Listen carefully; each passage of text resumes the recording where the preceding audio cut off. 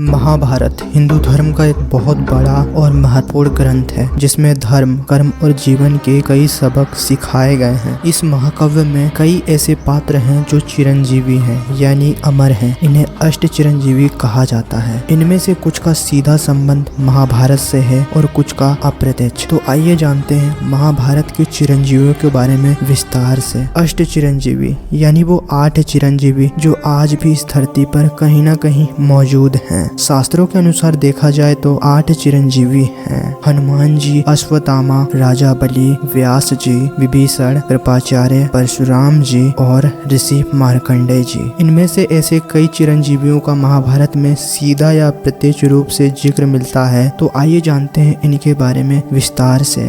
महाभारत में चिरंजीवियों की भूमिका। नंबर 1, अश्वत्थामा। अश्वत्थामा द्रोणाचार्य, कौरवों और पांडवों के गुरु के बेटे थे। वो एक महान योद्धा थे और उनके माथे पर एक मणि थी जो उन्हें बहुत शक्तिशाली बनाती थी। महाभारत में इनकी भूमिका। अश्वत्थामा कौरवों की तरफ से लड़े। वो दुर्योधन के बहुत करीबी दोस्त थे। महाभारत युद्ध के बाद जब कौरव हार गए तो अश्वत्थामा ने पांडवों के शिविर पर रात में हमला कर दिया और उनके 5 बेटे उप पांडवों को मार डाला। उसने द्रौपदी के गर्भ में पल रहे बच्चे पर भी ब्रह्मास्त्र चलाया, लेकिन भगवान श्री कृष्ण ने उस बच्चे अभिमन्यु के बेटे परीक्षित को बचा लिया। चिरंजीवी कैसे बने अश्वत्थामा को श्री कृष्ण ने श्राप दिया कि वो अमर रहेगा लेकिन हमेशा दुख भोगेगा। श्री कृष्ण ने उसकी मणि निकाल ली और उसे हमेशा के लिए भटकने का श्राप दे दिया क्योंकि उसने निर्दोष लोगों को मारा था। ऐसा माना जाता है कि अश्वत्थामा आज भी धरती पर भटक रहे हैं। कुछ लोग कहते हैं कि वो हिमालय में देखे गए हैं और उनके माथे में से खून बहता रहता है। नंबर 2, कृपाचार्य। कौन है कृपाचार्य? कृपाचार्य एक महान ब्राह्मण, योद्धा और गुरु थे। वो कौरवों और पांडवों की शिक्षक भी थे। उनकी बहन कृपा थी जो द्रोणाचार्य की पत्नी थी। महाभारत में इनकी भूमिका।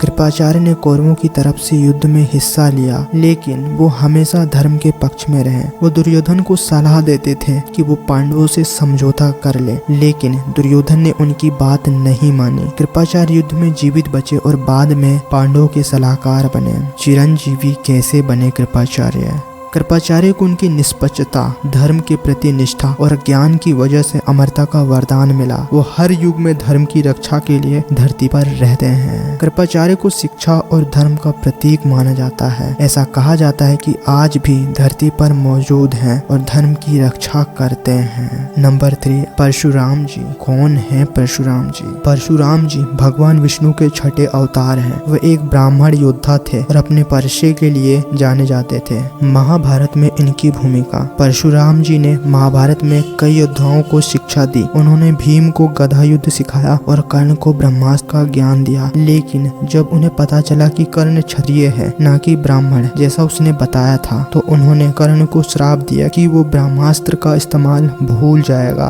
परशुराम जी युद्ध में सीधे शामिल नहीं हुए लेकिन उनकी मौजूदगी महसूस की गई। चिरंजीवी कैसे बने परशुराम जी? परशुराम जी को अमरता का वरदान इसलिए मिला क्योंकि वो विष्णु के अवतार हैं। उनका काम अधर्म को खत्म करना था और वो कलयुग के अंत में कल के अवतार को शिक्षा देंगे। रहस्य। परशुराम जी को आज भी हिमालय या महेंद्र पर्वत पर तपस्या करते हुए देखा जाता है। वो धर्म की रक्षा के लिए सदैव तैयार रहते हैं। नंबर 4, हनुमान जी। कौन है? हनुमान जी रामायण के महान योद्धा और भगवान श्री राम के भक्त हैं। महाभारत में इनकी भूमिका। हनुमान जी का जिक्र महाभारत में तब होता है जब भीम पांडवों में से एक उनसे मिलते हैं। भीम को अपनी ताकत पर बहुत घमंड था। हनुमान जी ने उन्हें सबक सिखाने के लिए अपनी पूंछ को रास्ते में रखा और भीम से कहा कि उसे हटा दे। भीम अपनी पूरी ताकत लगाने के बाद भी उस पूंछ को हिला नहीं पाए। तब हनुमान जी ने अपना असली रूप दिखाया और भीम को विनम्रता सिखाई। हनुमान जी ने अर्जुन की रक्षा का भी वचन दिया था, इसलिए वो युद्ध में अर्जुन के रथ की ध्वजा पर मौजूद है। इन्हें चिरंजीवी क्यों कहा जाता है? हनुमान जी को श्री राम जी ने वरदान दिया था कि वो कलयुग के अंत तक धरती पर रहेंगे और भक्तों की सदैव रक्षा करते रहेंगे। रहस्य।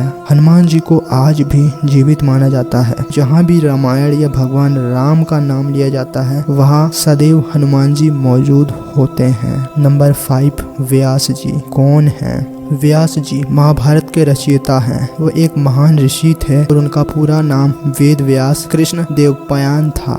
महाभारत में इनकी भूमिका, व्यास जी ने ही महाभारत की पूरी कहानी लिखी। उन्होंने गणेश जी की मदद से इस महाकाव्य को पूरा किया। व्यास जी महाभारत में कई बार प्रकट होते हैं और पांडवों को सलाह देते हैं। वो धृतराष्ट्र और पांडवों के पिता थे, यानी पांडवों और कौरवों के दादा। इन्हें चिरंजीवी क्यों कहा जाता है? व्यास जी को अमरता का वरदान मिला ताकि वो हर युग में ज्ञान का प्रचार कर सके। रहस्य, व्यास जी को ज्ञान का प्रतीक माना जाता है। ऐसा कहा जाता है कि वो आज भी हिमालय में तपस्या करते हुए पाए जाते हैं। तो दोस्तों, यही थे उन 8 चिरंजीवियों में से कुछ चिरंजीवी जिन्होंने महाभारत में अपनी महत्वपूर्ण भूमिका निभाई थी।